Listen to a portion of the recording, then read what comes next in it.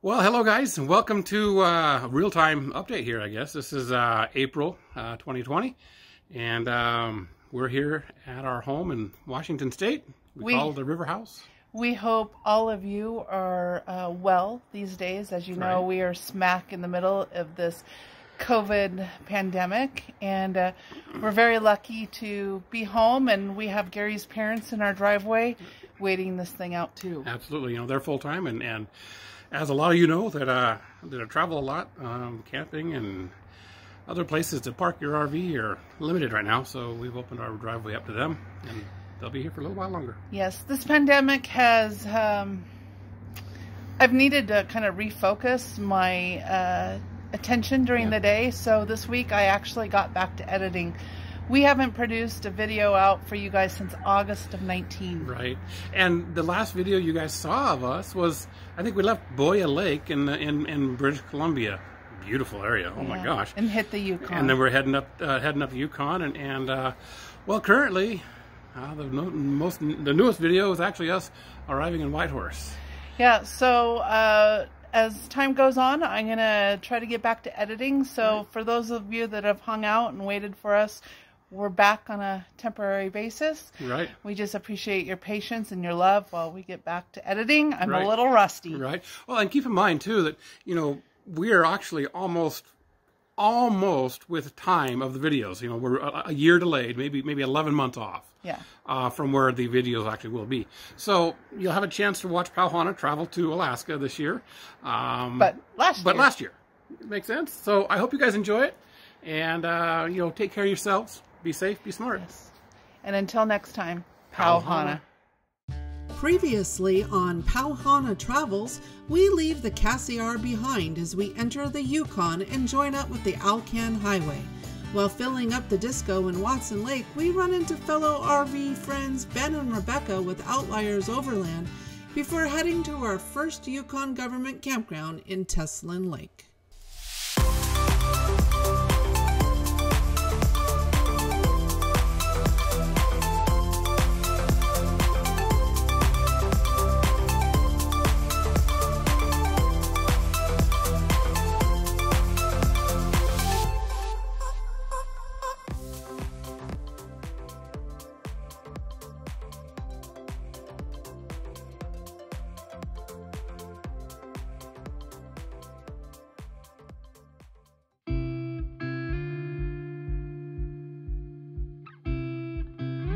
The drive between Teslin and Whitehorse is an easy stretch of road with less than 100 miles separating the two towns.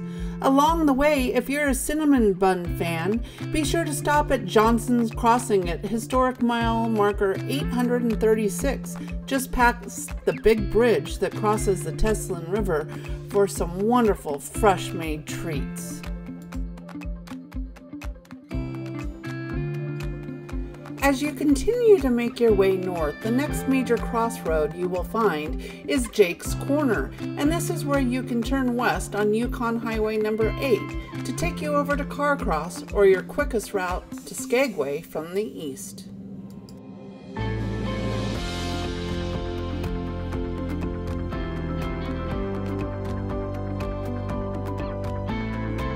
Once you pass Marsh Lake, you will start to see signs of civilization. Cell signal, subdivision roads, billboards, streetlights, and multiple turn lanes in the highway. You are almost to Whitehorse, the capital and home to the major populace of the Yukon Territory.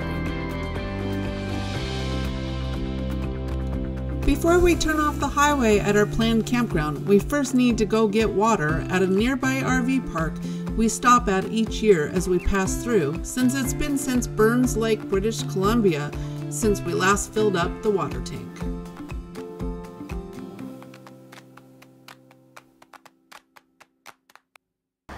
Well, we've made it into Whitehorse, and because we're going to stay at a government camp, we need water. And we do know there is free water at the Walmart, but that is on the north side of town, and we're going to be camping on the south side. And that's all the way down 2 Mile Hill, which is a 2 mile long hill. So what we've done is we have stopped at the Pioneer RV Park. Now, you can do this a lot on your travels. You can stop and pay a small nominal fee to dump or fill your tanks. We don't need to dump. We just did that a couple of days ago. Here in Whitehorse, we stop at Pioneer RV Park. She's got everything here: fuel, propane, dump, water. If you're just passing through, or if you want to stay, she does have a nice campground. But we paid $5 Canadian cash to fill our tanks. We're 100 gallons, so that's worth it. Okay, I'm holding a hose. Got a little bit of water. This might take all day. I don't know. Don't clear to me. Should we splash Gary? Woo! Nothing like helping the man fill the water. Whoa! Okay, there's good pressure there. We're putting the water through our RV water store, filter store filters, and it does slow down the pressure a little bit. Not only that much. We think it's probably time for a filter change. So, Dave and Tracy, we may be putting in an order for shipment up to Alaska here real soon.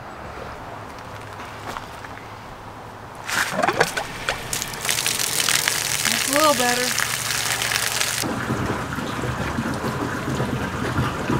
So something else I just did too is all winter, being in Florida and all that, the Gulf Coast, I had this pressure regulator attached to the end of the filters to regulate the pressure that goes into the house.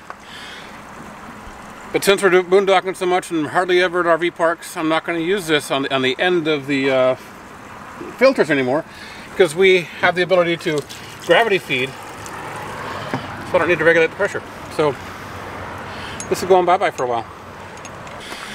So we've got the RV water filter 3-pack set up. You've got, initially, the first one is a sediment filter, the middle one would be a carbon filter, and the third one is what's called a finishing or a polishing filter. It just makes the water, well, the sediment obviously takes out sediment. Carbon kind of sterilizes and neutralizes any taste or flavors that may be in the water. And the finishing or polishing filter, it almost acts like, and the third one almost acts like a reverse osmosis kind of thing.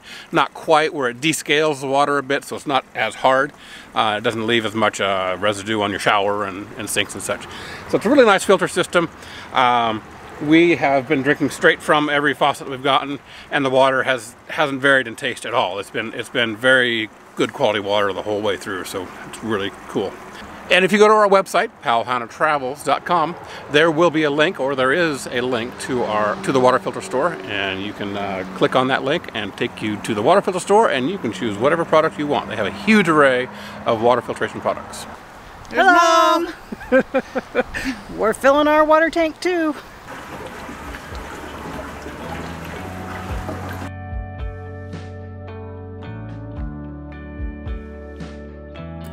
With our water tanks full, we backtrack a few miles south on the Alcan to our planned campground stay in the Whitehorse area for the next couple of days, as we have to repair a slide issue that's come up with Mom and Dad's fifth wheel.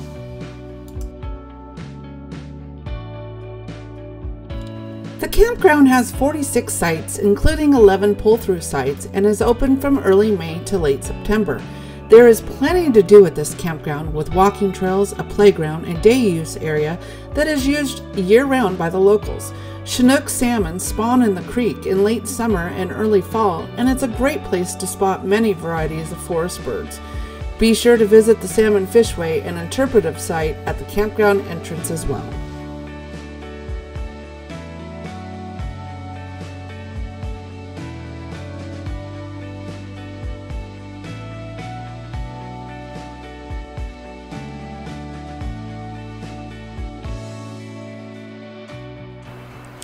We are currently parked at Wolf Creek Campground, which is just south of Whitehorse. This is another Yukon government campground, $12 a night. This one, as you can tell, is very treed. And even though it's beautiful and sunny, we are not getting any solar today.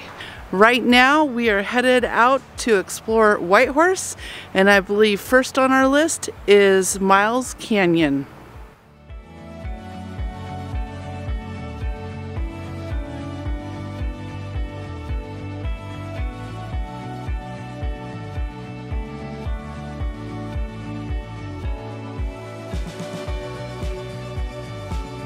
Please note, parking at Miles Canyon is limited to regular vehicles, and we do not recommend taking your RV to this attraction.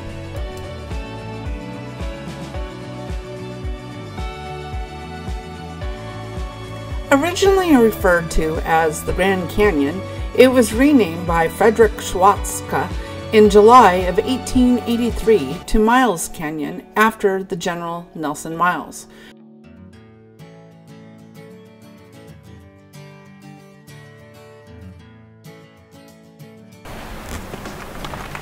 Looks like a nesting place. Yeah. What is it? Golf balls. Well, that's an interesting place for some golf balls. I think we'll just leave them right there. I think we will. During the gold rush, hundreds of boats loaded with precious supplies were lost, as well as several lives, before the Northwest Mounted Police arrived to regulate traffic. Makes for more dramatic video. People like death. My footing's very firm and sure. I'm not gonna fall. Just on the edge of life, it's okay.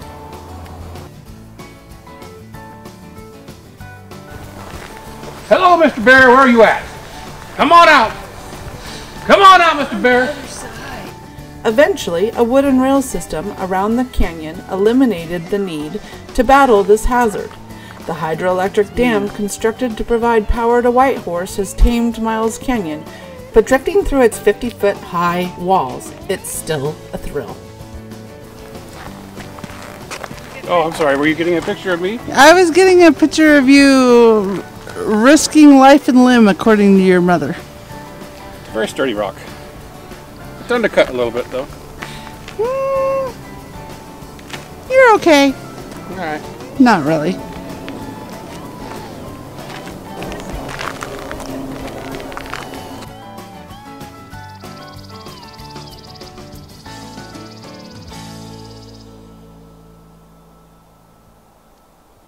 I went ahead of everybody else, and I figured I'd better stop and wait for someone to join me, because there could be bear out here, and you're always more favorable in a group of people versus being by yourself. Why are you wandering off all by yourself? Why have I found you down here with nobody else with you? Well, that's why I yelled, Gary. You're all up there. And I was walking saying, I'm not edible. I may look nice and plump and juicy, but I'm not edible. Better in groups of 3 or more than single by yourself. Yeah. All right. I think we're very close to Canyon City. Yes. Let's keep going. Canyon City was where people headed for the Klondike goldfields had to stop and either prove they were capable of running the rapids ahead or put everything on one of 2 tramways that were built around the rapids.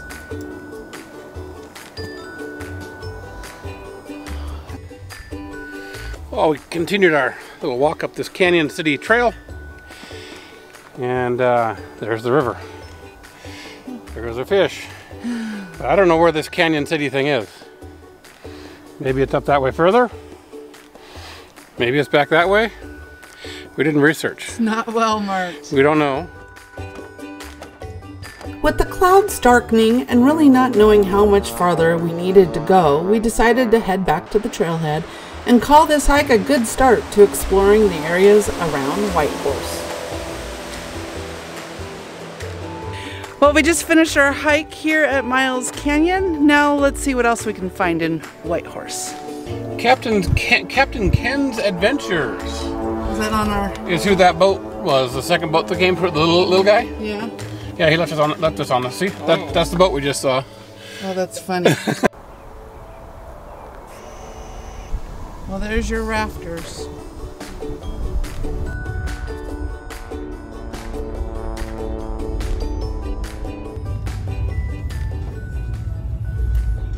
Well, only in Alaska. Hey, sometimes they actually land on the road, though. This time they're just being transported across the road. Well, that's how you transport a plane. We're not even in Alaska. We're in the Yukon. Well, yeah, that's true. Good call, Mom.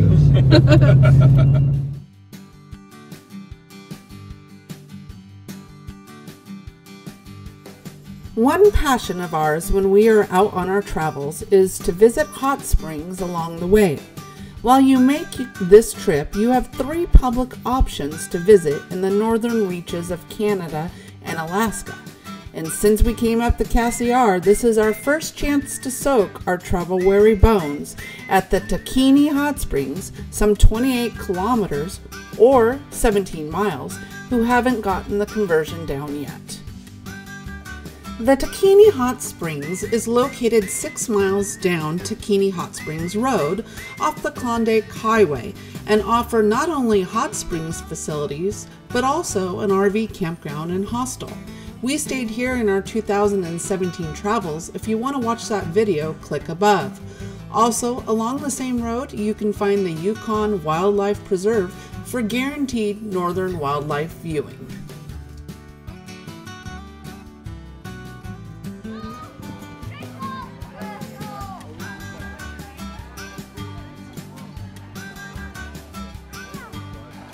Well, welcome to the Takhini Hot Springs. Yeah, we're about, what, a half hour outside of Whitehorse. About that? Soaking, on the Klondike Highway. Yeah, just off the Klondike Highway. Soaking in some nice warm water. It's not south of the Klondike I said it's just off the Honda Highway, honey. Just off the Klondike Highway is what I said. If you listen to me, you'll hear me. I don't listen to you. Rewind it, right there. Outside of Whitehorse. About that? Soaking, on the Klondike Highway. Yeah, just off the Klondike Highway. Well, we couldn't do Laird Hot Springs yet. We'll save that for the fall on our way down. Yep. So this is a nice compromise. It's still hot water. It's still clean hot water. It's just the color is not as appealing as some other places that we've been in the past. Jerry is not a fan of the yellow paint in the pool. Well, I don't think many people are. I think we said that last time in 2017 as Yellow well. And green. That felt great. We're not going to have another opportunity until the end of July. Something like that, yeah. When we go to Fairbanks. Yeah, that was a really nice soak. Wow. Whew. So good, especially once the kids left. All right, I guess it's time to head back to camp. Sure. Maybe have a campfire. Did you ever buy s'mores? No. Oh, shoot. Hammock time. Sure? Okay. Next time on Pau Hana Travels, we work on a slide issue that has us stuck in our tracks, as well as take a drive down to Skagway, Alaska to visit this amazing little seaport, mostly visited by the cruise ships. Be sure to hit the red subscribe button below so you don't miss our next Pau Hana adventures.